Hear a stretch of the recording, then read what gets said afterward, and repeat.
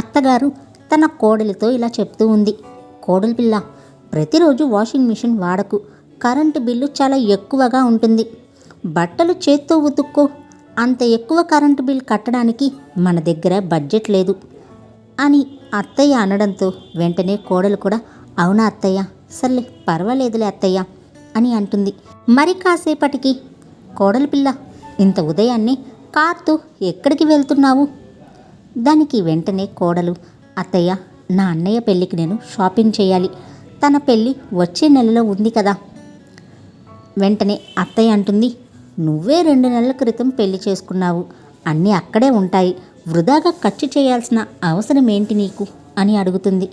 దానికి వెంటనే కోడలు, వద్దత్తయ్య, నేను అదంతా మా అమ్మ ఇంటి నుంచి తెచ్చుకున్నాను కదా, ఇది నా అన్నయ్య పెళ్ళి కాబట్టి నేను మంచి బట్టలు వేసుకోవాలి అని అంటుంది. దానికి వెంటనే అత్తగారు, సరే కార్ తీసుకోకు, ఆటోలో వెళ్ళు, కారులో వెళ్ళడానికి చాలా పెట్రోల్ ఖర్చు అవుతుంది, మేము అంత భరించలేము అని అత్తయ్య అనేసరికి ఇక వెంటనే కోడలు కూడా అవునా అత్తయ్య, సర్లే పర్లేదులే అత్తయ్య అంటుంది.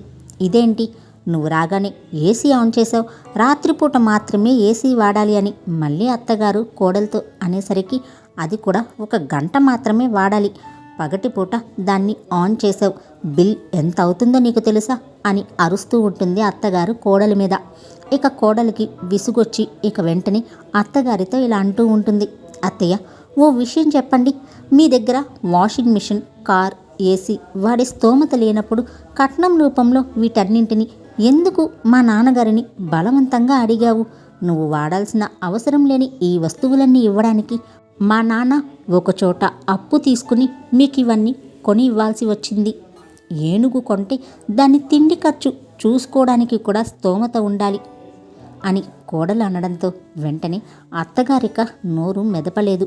కోడలు అన్న మాటలకు అత్తగారి దగ్గర ఎటువంటి సమాధానం లేదు. ఇక కోడలు తన గదిలోకి వెళ్ళిపోయింది.